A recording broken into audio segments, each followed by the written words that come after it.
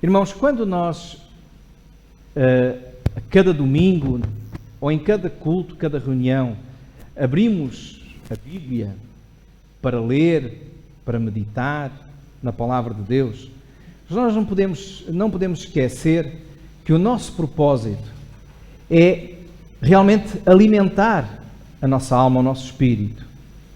É entender aquilo que Deus revela na sua Palavra. Por isso é que nós dizemos que a Bíblia é a Palavra de Deus. É porque Deus fala-nos aqui. E, sem dúvida nenhuma, está escrito. E a Palavra de Deus não se altera, não muda. Ele não diz hoje uma coisa e amanhã diz outra. E apesar de nós termos um livro que é um conjunto de 66 livros, divididos entre Velho e Novo Testamento, escritos por homens diferentes, como os irmãos sabem, cerca de 40 pessoas diferentes escreveram o que está aqui, inspirados por Deus, tendo recebido o sopro que veio de Deus, que é o significado da palavra inspiração. Isto quer dizer que, para nós, a Bíblia é a autoridade. Aquilo que aqui está é importante. É a palavra de Deus, é a vontade de Deus revelada, é o plano de Deus revelado aos homens pecadores. E aqui nós ficamos, quanto mais conhecermos a palavra de Deus, mais conhecemos o próprio Deus. E quanto mais conhecemos o próprio Deus, melhor nos relacionamos com Ele. Foi isso mesmo que há 15 dias atrás eu vos disse, quando vos falei aqui dos atributos de Deus. E desses atributos que vos falei, entre outros, falámos da sua soberania, falámos da sua glória, falámos do seu amor. E ao entendermos aquilo que Deus é, nós também vamos entender aquilo que Deus espera de nós, que Deus quer de nós e como nós nos podemos relacionar e aprendemos também a confiar em Deus. Quanto mais o conhecemos, então nós mais confiamos nele. Eu hoje quero-vos falar, mais uma vez, deste Deus maravilhoso. Quero-vos falar, mais uma vez, daquilo que a Bíblia nos diz sobre este Deus. E a própria Bíblia diz que a fé vem pelo ouvir. Então, quanto mais nós ouvirmos acerca do Senhor, mais a nossa fé é fortalecida. Às vezes há pessoas que dizem assim, estou muito fraco na fé, não me apetece ir à igreja. Olha, é precisamente o contrário. Então, quanto mais nós ouvirmos da palavra de Deus, melhor. O meu propósito hoje é que, ao conhecermos hoje um pouco mais sobre este Deus, possamos confiar mais nele e não repetir os erros que o povo de Deus no Velho Testamento tantas vezes repetiu. Por isso o nosso texto hoje é um texto do Velho Testamento. A mensagem hoje baseia-se em Isaías, no capítulo 40. O profeta Isaías é um dos grandes profetas do Velho Testamento. E o livro de Isaías nós podemos dividi-lo em duas partes. Até ao final do capítulo 39, a mensagem de Isaías é uma mensagem de denúncia. Ele denuncia o pecado e anuncia o castigo que Deus trará sobre a nação de Israel e sobre a nação de Judá, os dois reinos. Porque a nação de Israel dividiu-se em dois reinos. O reino no norte, chamado Reino de Israel, o reino do sul, chamado Reino de Judá. E tudo isto por causa do pecado, por causa da idolatria, porque perderam aquilo que nós aqui temos estado a dizer, porque se esqueceram de quem Deus era, do que Deus fazia, do que Deus esperava deles, e por isso pecaram e não confiaram nele. Então, dos capítulos 1 a 39, há este aspecto de condenação, de denúncia. A partir do capítulo 40 de Isaías, a mensagem é de esperança. A mensagem é de anúncio do que Deus vai continuar a fazer. Mas o que Deus diz é que depois da repreensão, do castigo, Ele trará a consolação. Então, a partir do capítulo 40 até ao final, o capítulo 66, é o anúncio da salvação, é o anúncio da consolação. E por isso, irmãos, se os irmãos repararem, o capítulo 40 começa mesmo com estas palavras: consolai, consolai o meu povo, diz o vosso Deus. O profeta Isaías, ele criticou muito os reis, ele conviveu com vários reis de Judá, e ele criticou muito as opções desses reis, que na maioria deles seguiram, em vez de o conselho de Deus, o conselho dos homens, que confiaram, em vez de confiar em Deus, confiaram nos reinos ali à sua volta e fizeram alianças com esses reis. E, acima de tudo, porque enverdaram por um caminho de idolatria, abandonando Deus e fazendo deuses para si. Por isso ele dizia neste seu livro de Isaías que o reino do norte iria ser invadido pelo reino da Assíria, seriam levados cativos, e isso aconteceu 20 anos depois.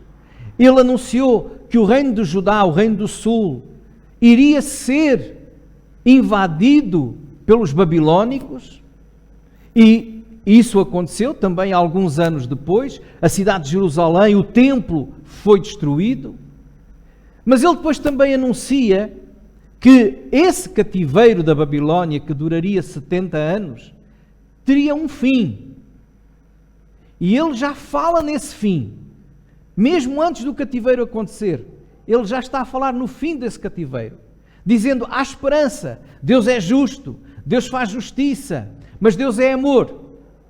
Por isso, ele chega aqui ao capítulo 40 e diz: consolai, consolai o meu povo, diz o vosso Deus. Falai benignamente a Jerusalém e bradai-lhe que já a sua servidão é acabada e que a sua iniquidade está expiada e que já recebeu em dobro da mão do Senhor por todos os seus pecados. Ou seja, o que Isaías anuncia neste capítulo é que o castigo, o cativeiro, os dias difíceis que o povo está a passar, ou melhor, que irá passar, vão ter um fim.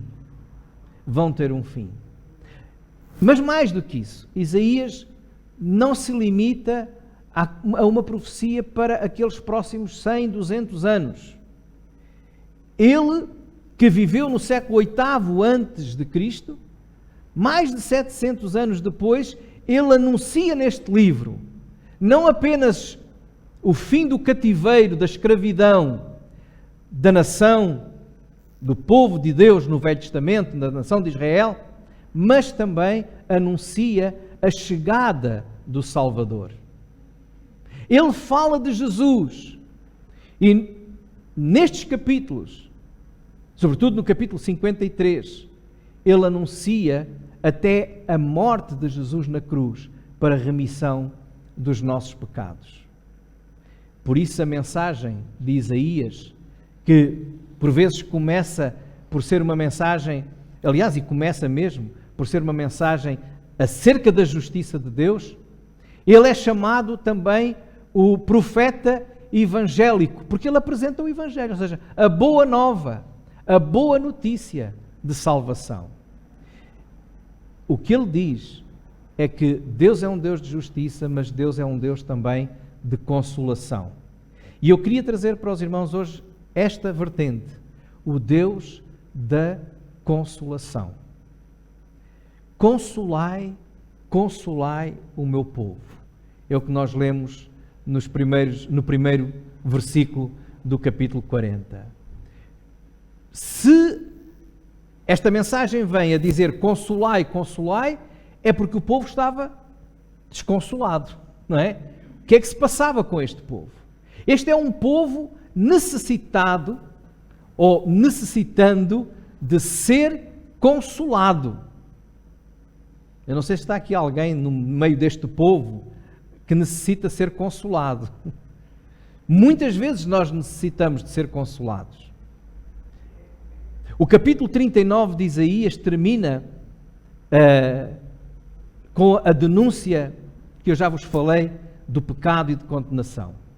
Fala especificamente sobre o cativeiro da Babilónia, ali é anunciado.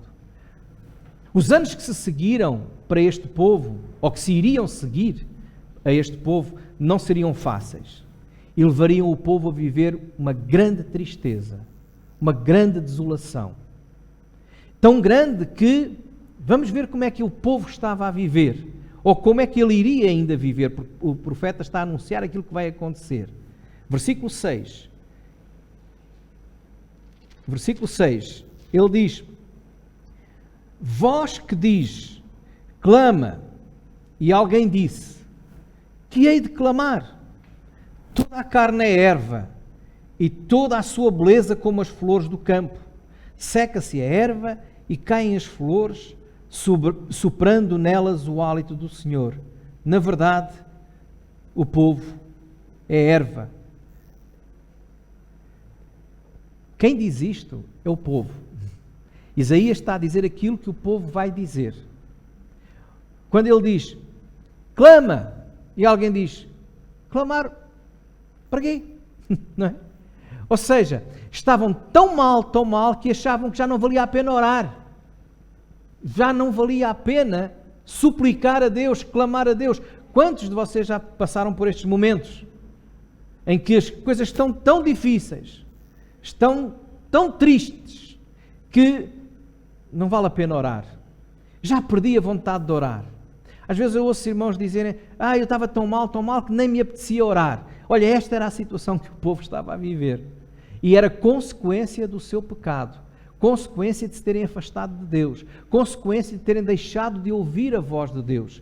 Tinham perdido a vontade de orar. No versículo 7 diz que eles estão a ver que a vida não é mais do que como uma planta que agora nasce, depois seca e morre. Então eles estavam, olha, eu só estou à espera que a morte chegue.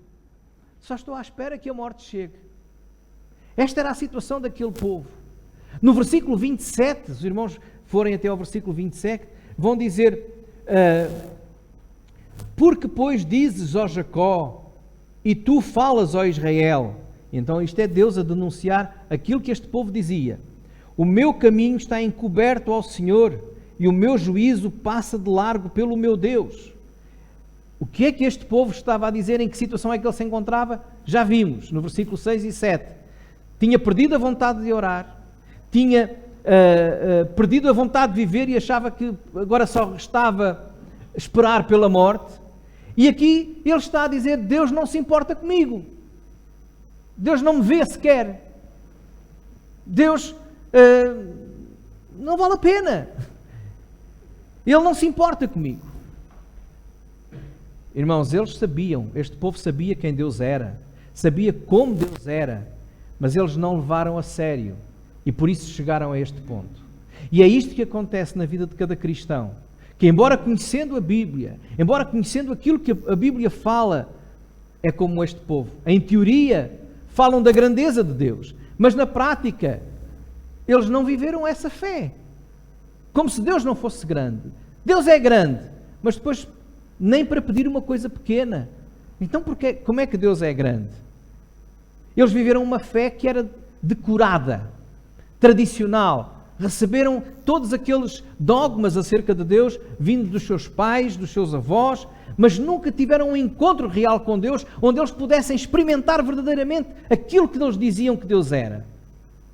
E nós precisamos, irmãos, de viver realmente a nossa fé numa experiência pessoal. Por isso é que Jesus chegou ao meio deste povo e disse a um dos líderes dele, e diz a nós, tens que nascer de novo.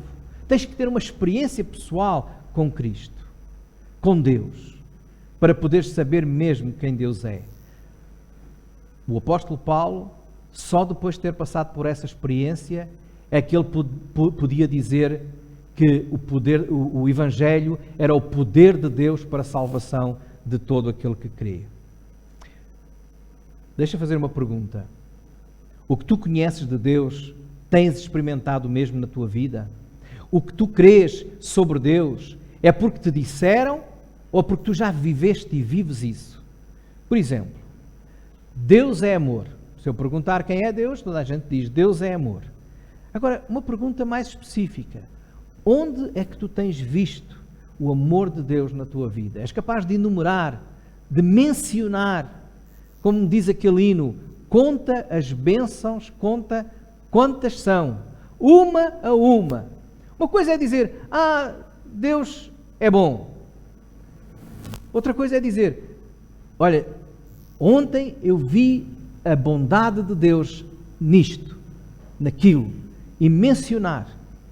Façam esse exercício para ver se a vossa fé é apenas uma fé de teoria, de dogmas ou de vivência.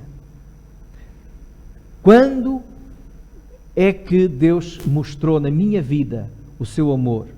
Como é que Deus mostrou na minha vida o seu amor? Se tiverem dificuldade, escrevam para ver se conseguem enumerar, mencionar. Deus é soberano, dizemos nós. Mas muitas vezes recusamos, ou às vezes uma vida de recusa de nos submetermos à sua vontade.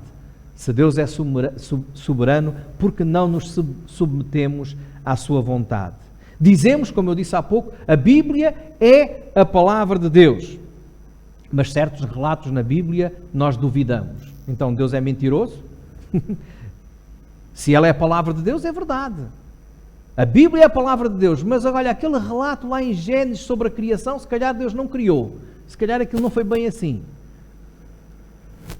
Então Deus é poderoso ou não é poderoso? Para criar tudo do nada, pela sua palavra. Deus é todo poderoso, dizemos nós. Mas depois duvidamos que Ele seja capaz de fazer milagres. E Ele é o mesmo Deus, ontem, hoje e eternamente. Dizemos nós. Mas às vezes ainda dizemos, ao mesmo tempo que dizemos isso, mas isso era antigamente. Então, muitas vezes estamos em contradição. Sabemos e esquecemos. E por isso sofremos aquilo que este povo estava a sofrer. E acabamos por chegar a momentos em que não sentimos nem sequer vontade de orar, achamos que Deus não nos liga, que não quer, não sabe de nós, e já só nos resta ficar à espera que o tempo passe e que a morte chegue. Um povo necessitando ser consolado. Será que está aqui alguém hoje a ouvir-me que também necessita ser consolado? Então, vamos ver o que é que Deus diz aqui mais, em Isaías 40. Ele diz que para ser consolado, porque essa é a mensagem que ele traz, consolai, consolai o meu povo, este povo necessita conhecer Deus. Mais uma vez é importante conhecermos Deus de verdade. Conhecer Deus de verdade. Muitas são as afirmações que neste capítulo 40 se referem a Deus. Cada uma delas merecia até um estudo, uma meditação mais aprofundada, não temos tempo para isso. Vamos aqui mencionar alguns aspectos. O que eu queria hoje realçar aqui, e que eu espero que seja suficiente para nós conhecermos melhor a Deus, depositarmos nele a nossa confiança e recebermos consolação no nosso coração. A primeira é esta, está no versículo 18 e no versículo 25. Isaías 40, 18 e 25. Diz assim: a quem, pois, fareis semelhante a Deus, ou com que o comparareis? A mesma coisa é dita no versículo 21. A quem, pois, me fareis semelhante para que lhe seja semelhante? Esta é a primeira verdade. Irmãos, esta pergunta é Deus que faz. Com quem é que vocês me podem comparar? Ou seja, quem é que há igual a mim? A resposta está lá na pergunta. Porque esta é aquele tipo de resposta, de pergunta retórica. Não há comparação. Ou seja, Deus não se compara a ninguém. Este Deus que nós dizemos que amamos, que servimos, que confiamos, é um Deus sem comparação. Não há maneira de comparar. Não há maneira de fazer semelhanças. Ele é maior que tudo. Os versículos 12 diz assim: quem mediu com o seu punho as águas e tomou a medida dos céus aos palmos, e recolheu em uma medida o pó da terra, e pesou os montes e os outeiros em balanças. Ou seja, quem é que pegou na criação na sua própria mão? Não é? Tão grande. Imaginam alguém? Bem, nós podemos pôr na palma da mão um bocadinho de areia da praia, mas conseguem pôr a areia toda na palma da mão? Olha, Ele é muito maior que a criação. Deus não tem comparação. É muito maior que a criação. O versículo 21, só para darmos assim alguns salpicos, não é? Versículo 21. Porventura não sabeis, porventura não ouvis, ou desde o princípio se vos não notificou isso mesmo, ou não atentaste para os fundamentos da terra? Ele é o que está assentado sobre o globo da terra. Há algumas versões que dizem sobre a redondeza da terra. Isto é bom que os irmãos decorem este versículo para aqueles que dizem que a Bíblia dizia que a terra era plana e que não era redonda, está bem? Aqui diz que é redonda. Antes de ser descoberto que ela era redonda, já aqui diz que era redonda. Então, Deus domina, Deus tem todo o conhecimento. O versículo 26 diz: levantai ao alto os olhos e vede quem criou estas coisas, quem produz por conta o seu exército, quem a todas e aqui este exército está a referir-se às estrelas, quem a todas chama pelo nome, por causa da grandeza das suas forças e pela fortaleza do seu poder, nenhuma faltará. Deus conhece. O Andrés, no domingo passado, falou que o número, um cientista, um astrónomo cristão, que ele tinha estado a ouvir, dizia que o número de estrelas conhecidas hoje era 10, não é?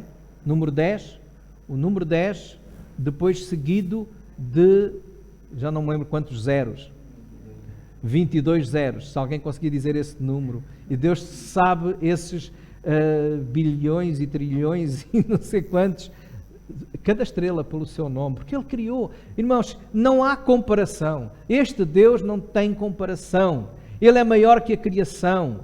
O versículo 13 e 14 diz que Ele é maior que todos os sábios, que todos os poderosos da terra, diz no versículo 23.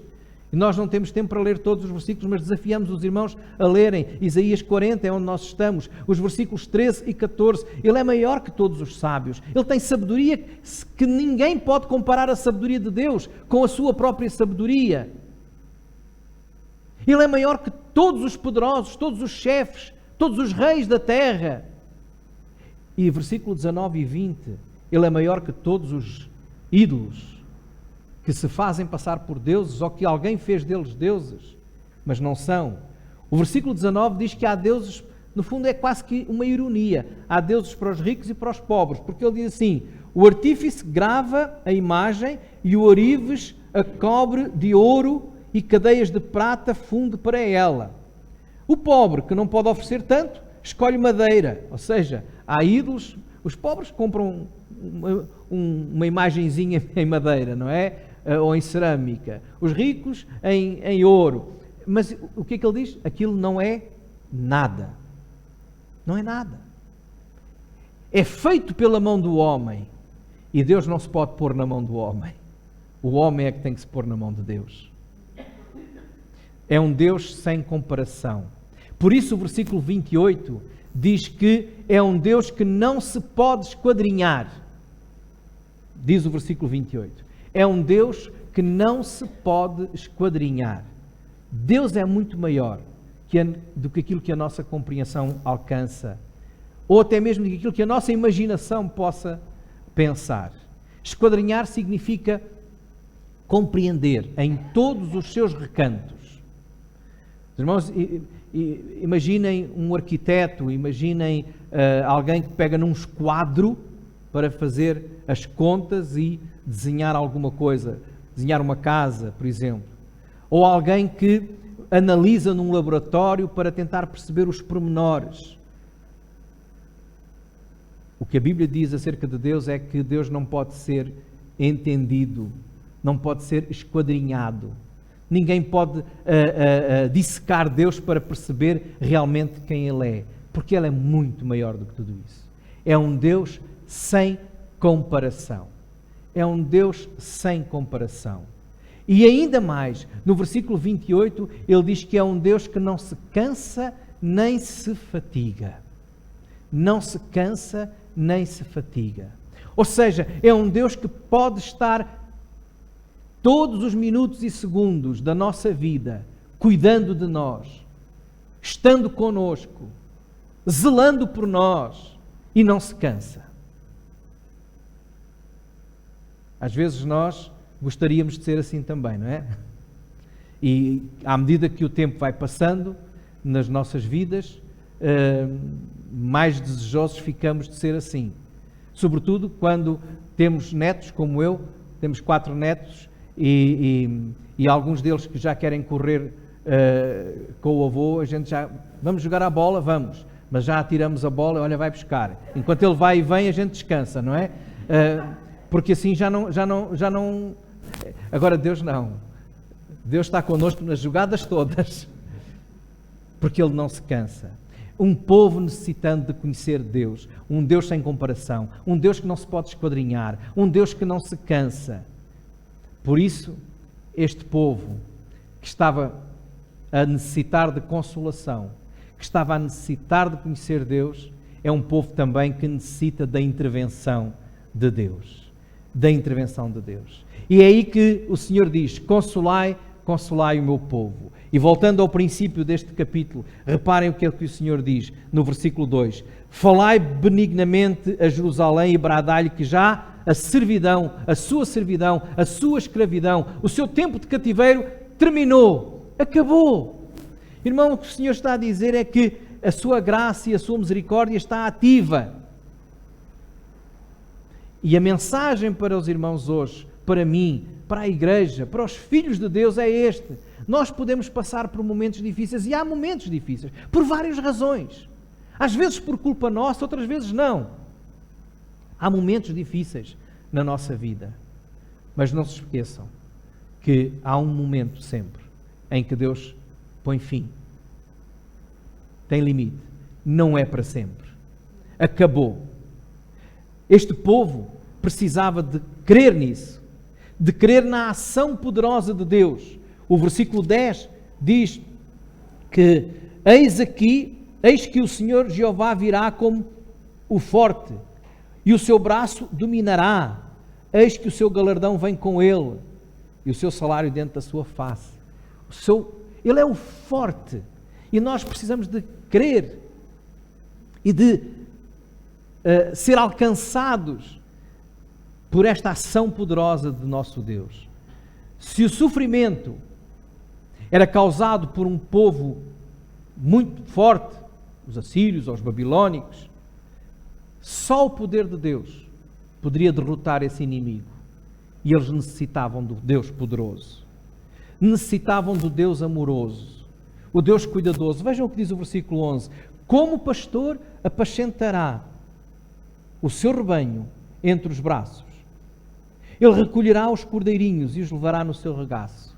Esta imagem de Deus, ao mesmo tempo, o Deus forte, o Deus poderoso, o Deus que derrota os inimigos, o Deus que cuida, o Deus que abraça, o Deus que leva ao colo, o Deus que dá forças, como diz no final. E vamos terminar com o final deste capítulo. Versículos 29 até ao 31. Dá vigor ao cansado e multiplica as forças ao que não tem vigor nenhum. Os jovens se cansarão e fatigarão.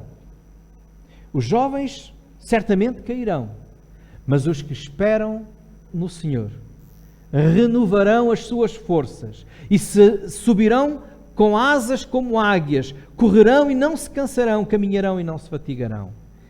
É este Deus que nós temos que conhecer e é este Deus que nós temos que nos entregar. Um Deus que manifesta a sua graça, a sua misericórdia, um Deus que manifesta a sua ação poderosa, um Deus que manifesta o seu cuidado, o seu amor, um Deus que dá forças que vão para além até da nossa compreensão. Qual é a tua situação hoje, meu irmão e minha irmã? Cansado? Desolado? Com vontade de desistir? Sem vontade de orar às vezes? Achando que Deus não está a ouvir as tuas orações? analisa a tua vida. Talvez, como o povo de Israel, tu tenhas sido o causador dessa situação. Confessa, porque a Bíblia diz que se nós confessarmos os nossos pecados, Deus é fiel e justo para nos perdoar os pecados e nos purificar de toda a injustiça. Mas confia nele, porque ele tem para ti uma hora de consolação. Isaías profetizou a chegada de Jesus. E este Jesus veio com uma mensagem. Que mensagem foi essa? Vinde a mim, todos os que estáis cansados e oprimidos, e eu vos aliviarei. Então deposita a tua fé em Jesus. Entrega o teu caminho ao Senhor. Vai a Ele, porque Ele é verdadeiramente o Deus da consolação. Que o Senhor vos abençoe. Amém.